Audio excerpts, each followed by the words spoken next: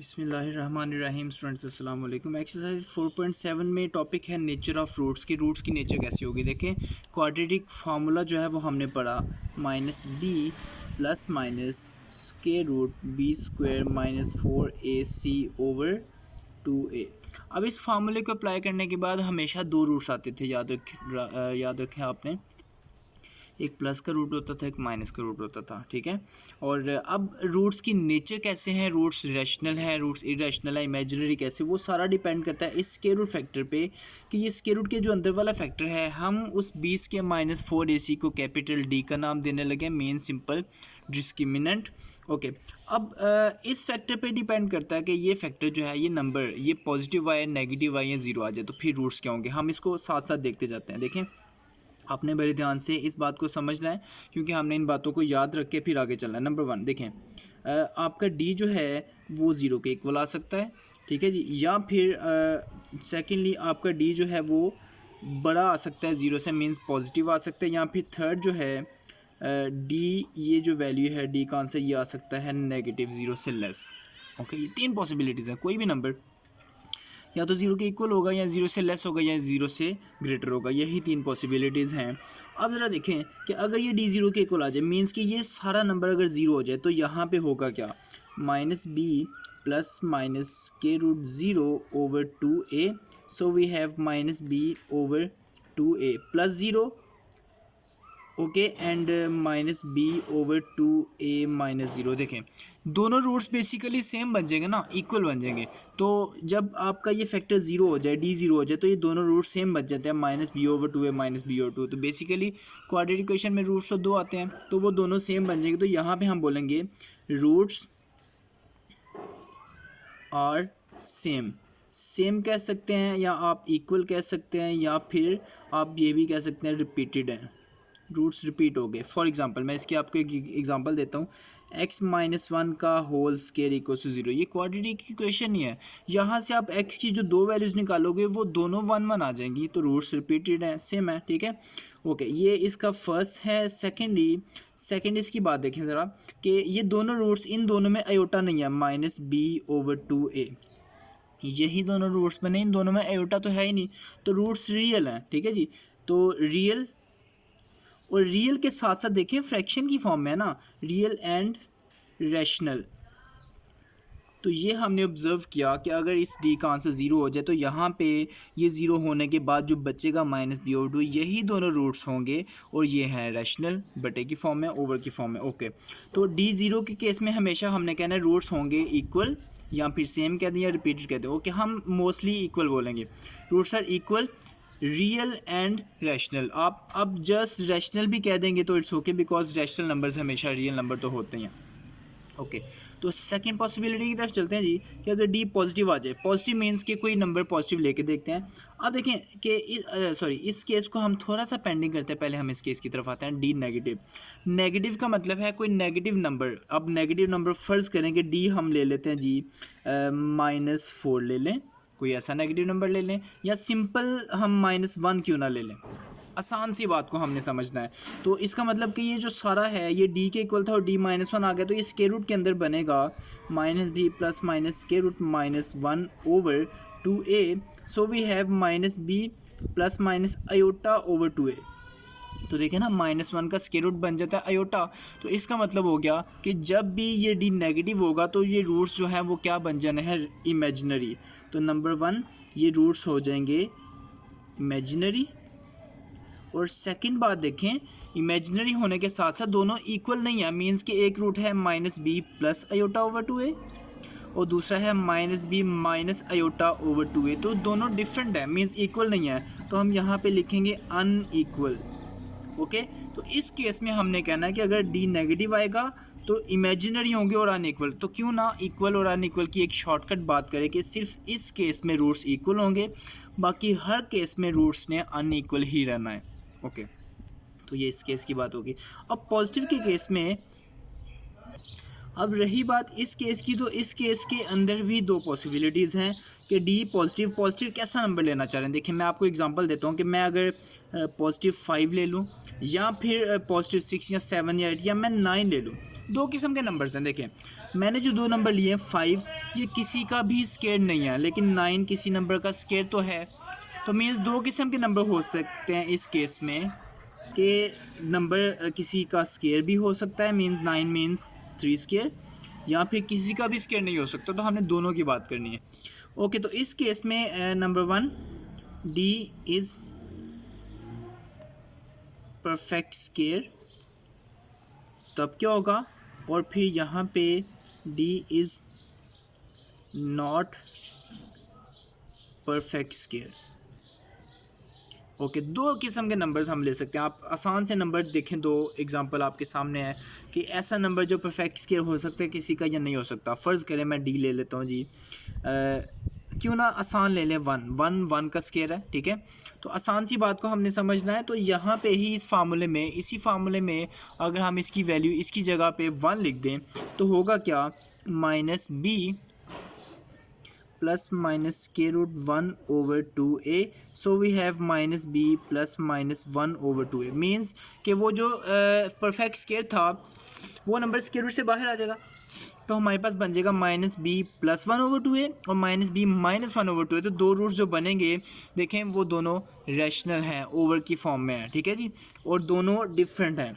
तो हम यहाँ पे कह सकते हैं जी कि इस केस में रूट्स कैसे होंगे जी, रैशनल प्लस अनइक्वल। ओके जी, इस केस में रैशनल रियल तो होंगे ना, रैशनल होंगे और अनइक्वल होंगे। तो इस केस में जबकि डी परफेक्ट स्क्वायर नहीं होगा किसी का भी, परफेक्ट स्क्वायर ना होने का मतलब है, फ़र्ज़ करें मैं डी को ले लेता हूँ 2 जो किसी का भी स्क्वायर नहीं है, तो minus b plus minus square root 2/2a। अब ये स्क्वायर रूट 2 जो है, ये 2 जो है स्क्वायर रूट से बाहर तो आ नहीं सकता, तो ये बन जाएगा इरेशनल नंबर। तो यहाँ पे हम बोलेंगे कि irrational plus unequal. Okay students, ये फाइनली हम ये सारी बातें याद रखेंगे। अगर डी 0 आ जाए तो हमने कहना है रूट्स इक्वल होंगे और रैशनल होंगे, ठीक है। अगर डी नेगेटिव आ जाए तो हमने कहना है रूट्स इमेजिनरी होंगे और अनइक्वल होंगे। अगर डी पॉजिटिव आए तो पॉजिटिव में दो बातें हैं, परफेक्ट स्क्वायर हो सकता है, परफेक्ट स्क्वायर नहीं हो सकता। अगर परफेक्ट स्क्वायर हुआ ना तो हमने कहना है रैशनल और अनइक्वल, और अगर परफेक्ट स्क्वायर नहीं है तो हमने कहना है इरेशनल और अनइक्वल। ओके स्टूडेंट्स, ज़रा क्वेश्चन पे आते हैं। क्वेश्चन में कहता है जी हमें discuss the nature of the following roots. हमने इक्वेशन के रूट्स की नेचर को डिस्कस करना है बगैर रूट्स को फाइंड किए। तो ए जो यहाँ पे है 4, बी की वैल्यू 6, सी की वैल्यू 1, क्यों ना हम डी की वैल्यू फाइंड कर लें 20 के -4ac का फार्मूला यूज़ करके। पुट द वैल्यूज़, 6 के -4 इंटू ए की वैल्यू 4 और सी की वैल्यू 1, सो वी हैव 6 के 36 minus 4 4 are 16, so we have 36 minus 16 becomes 20। अब देखें ये पॉजिटिव तो है, अब पॉजिटिव है लेकिन परफेक्ट स्क्वायर किसी का भी नहीं है, तो कौन सा केस बन गया, डी जो है पॉजिटिव है लेकिन किसी का भी स्क्वायर नहीं है, तो रूट्स होंगे इरेशनल और unequal. So roots are irrational and unequal। Okay student, second part में कहता है show that the roots of the following equation will be real. Roots real होंगे। रियल कब होते हैं कि जब जो है हमारा डी का आंसर आता है हमेशा पॉजिटिव। देखें ना, याद रखें कि ये डी पॉजिटिव तो मीन्स या तो रैशनल या इरेशनल। तो यहाँ पे इन दोनों केसेस में मीन्स यहाँ पे अगर डी पॉजिटिव है तो हमने रूट्स को रियल कहना है। रियल के अंदर दो बातें थी, रैशनल और इरेशनल। ओके, तो डी पॉजिटिव भी है या इक्वल टू 0 भी है, तो इन दोनों केसेस में रूट्स होंगे रैशनल और रियल। ओके, अब ज़रा देखिएगा यहाँ पे कहते हैं हमें show that roots of the following equation will be real. Roots real prove करने हैं हमने। जस्ट आप ए की और बी की और सी की वैल्यूज़ निकालें, -2 m + 1/m और सी की वैल्यू है 3। तो जस्ट हमने प्रूव करना है D greater than equal to 0 means negative नहीं होना चाहिए, ठीक है जी। उसके लिए क्या करें, हम डी की वैल्यू निकालें। डी इक्वल टू 20 के -4ac, बी की वैल्यू -2 m + 1/m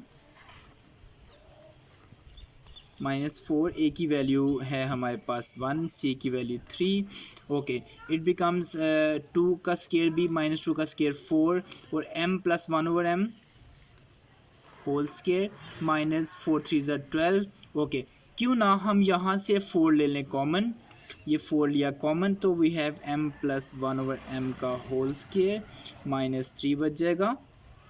अब इस स्केयर को ओपन कर दें.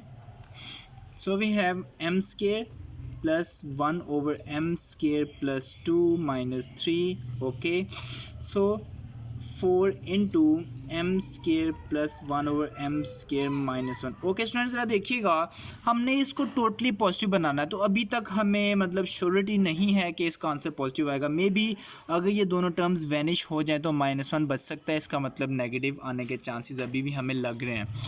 तो क्यों ना मैं यहाँ पे 4m square plus 1/m square -2 plus 1 कर दूँ. मीन्स कि मैंने 1 को सब्ट्रैक्ट भी किया, ऐड भी किया. सब्ट्रैक्ट वाला माइनस इस माइनस के साथ मिलके हो गया -2 और +1 एज इट इज़ रहेगा.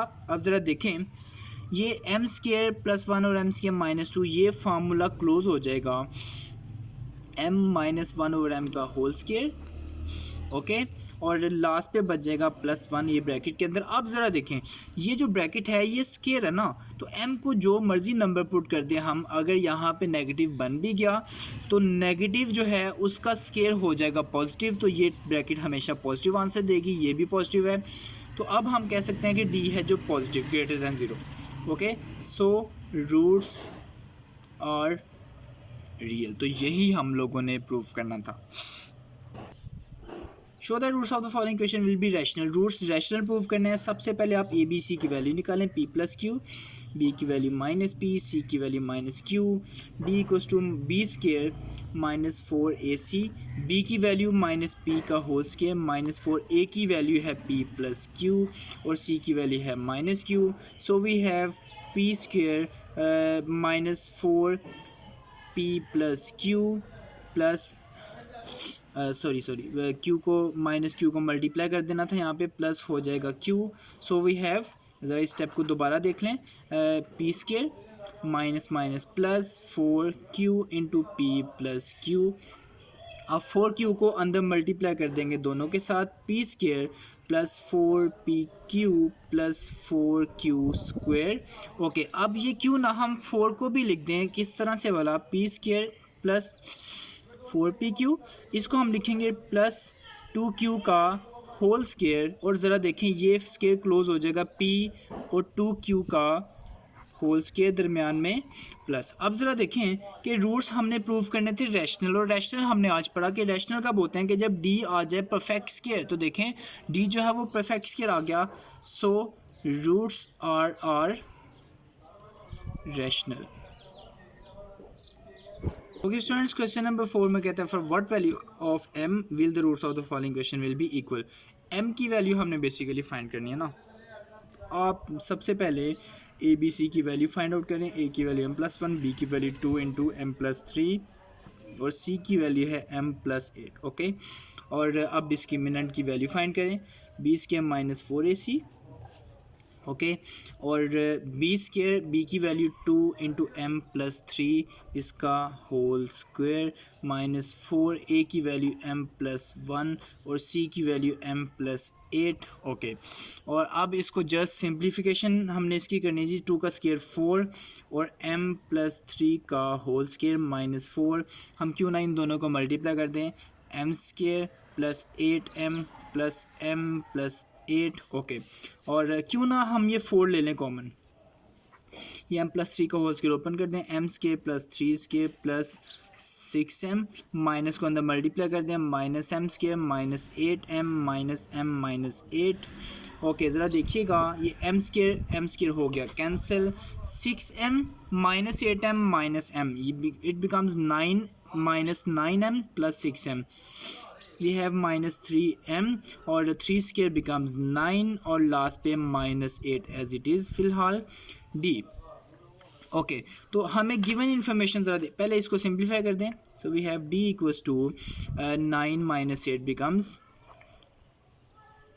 +1। ओके, अब गिवन इन्फॉर्मेशन है कि रूट्स हमने क्या करना था, for what value of m की वैल्यू फाइंड करनी थी, so that roots of following equation will be equal, कि रूट्स इक्वल होंगे। देखें गिवन इन्फॉर्मेशन है कि रूट्स ने इक्वल होना है। अब रूट्स इक्वल होते थे जब डी होता था 0। हमने कहना है since roots are equal so d equals to 0, d की जगह 0 पुट कर दें, we have 0 equals to 4 into -3m+1, और यहाँ से हम m की वैल्यू फाइंड कर सकते हैं इजीली। 4 तो जाके 0 हो गया, और 3m equals to 1, it becomes m equals to 1/3, this is our required value of m। Okay students, कहता है जी show the roots of the equation will be equal होंगे अगर हम सी स्क्वायर की जगह पे ये पुट कर दें। तो क्यों ना हम पहले इसको क्वाड्रेटिक इक्वेशन बनाएं, एक्स स्क्वायर प्लस इस स्क्वायर को ओपन कर दें, m square x square plus c square plus 2mxc equals to a square को इस साइड पे लेके आएँ, एक्स स्क्वायर क्यों ना कॉमन ले लें, एक्स के दोनों में से कॉमन, तो 1 + m² बचेगा प्लस 2mc, एक्स को सेकेंड नंबर पे लिखें, सी स्क्वायर माइनस ए स्क्वायर होगा लास्ट पे इक्वल्स टू 0। तो ये बन गई क्वाड्रेटिक इक्वेशन। अब डी की वैल्यू मैं डायरेक्टली निकालेगा, बी स्क्वायर, बी इस वक्त है 2mc, इस वक्त बी है 2mc स्क्वायर माइनस 4, ए की जगह पे आ जाएगा 1 + m², और सी की जगह पे आ जाएगा सी स्क्वायर माइनस ए स्क्वायर। इसको जस्ट सिंप्लीफाई कर दें, ये बन जाएगा 4m² सी स्क्वायर माइनस 4, मल्टीप्लिकेशन कर दें, सी स्क्वायर माइनस ए square plus m² c square minus ए स्क्वायर m²।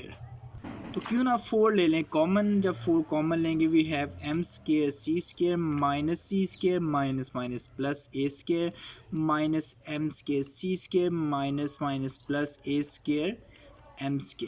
ओके, अब ज़रा देखिएगा कुछ तो कैंसिल होगा, m² c square minus plus हो गया cancel, so we have 4 into a² plus a² m² minus C. Okay, ये बच जाएगा, इस तरफ था डी, और गिवन इन्फॉर्मेशन है कि रूट्स इक्वल होंगे अगर हम सी² की जगह पे ये पुट कर दें।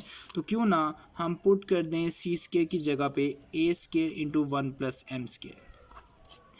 So we have d equals to, we must have d equals to 0। Okay, 4 into a², क्यों ना यहाँ से हम कॉमन भी ले लें 1 + m², और सी² की जगह पे हम लिख दें -a² इंटू 1 + m²।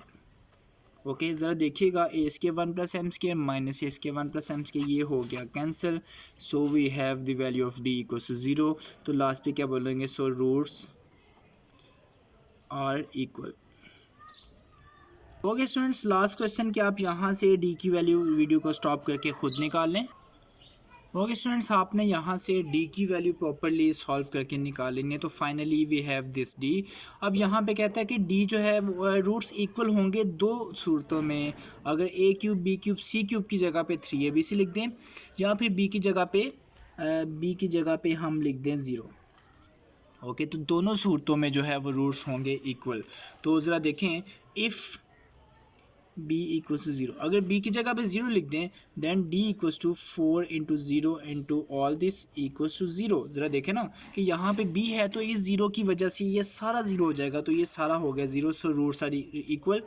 और इसी तरह अगर हम a³ plus b³ plus c³ की जगह पे 3abc लिखें, so we have if a³ plus b³ plus c³ equals to 3abc, so we have d equals to 4b into 3abc minus 3abc।